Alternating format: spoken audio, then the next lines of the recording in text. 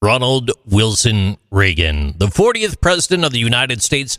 He was born February 6th, 1911 in Tampico, Illinois, making him the only U.S. president born in Illinois. His birthplace, it was a small second-floor apartment above a bakery, which was later purchased by the First National Bank in 1919. Though originally a modest living space, the apartment has since been restored to resemble how it looked on the day of Reagan's birth. At the time of his birth, Tampico was a tiny Midwestern town with fewer than 1,000 residents, where most people worked in agriculture or local business.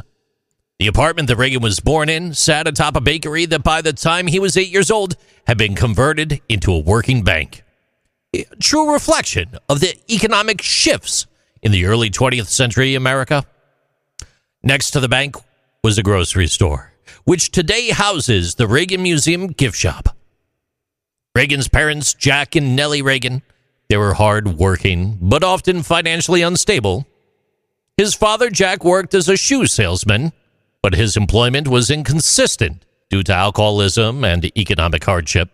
His mother, Nellie, was a devout disciple of Christ, member who instilled strong religious and moral values in her son. She also encouraged young Ronald's love for storytelling and acting, which would later shape his career in Hollywood. At just 4 months old, Reagan's family moved from their apartment to a house on Glassburn Street, located across from what is now Reagan Park, formerly Railroad or Depot Park. As a child, Reagan and his brother Neil, they would spend hours playing in the park, climbing on old military cannons, those of which Reagan would later reference in stories from his youth. However, stability was elusive for the Reagan family. When Ronald was 4 years old, the Pitney General Store where his father worked was sold, forcing the family to move to Chicago. Jack Reagan found work at the Fair Department Store, one of the city's largest retailers, but within a year, financial struggles forced yet another move, this time to Galesburg, Illinois, where Jack took a job as a store clerk. It was in Galesburg that young Ronald took an early step towards greatness. He learned to read at just 5 years old, well before starting school. His intelligence was evident early on, and when he attended Silas Willard School, he performed so well that he skipped the second grade. More moves followed. The Reagans relocated briefly to Monmouth, Illinois, before returning to Tampico, when Jack was rehired at Pitney's store, which had been reacquired by its original owner. The family lived above the store, reflecting their continued financial instability.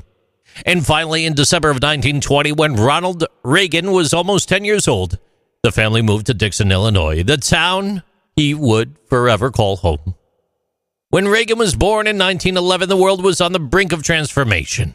William Howard Taft was president, overseeing a rapidly industrializing nation. The U.S. population, it was around 93 million, less than a third of today's numbers.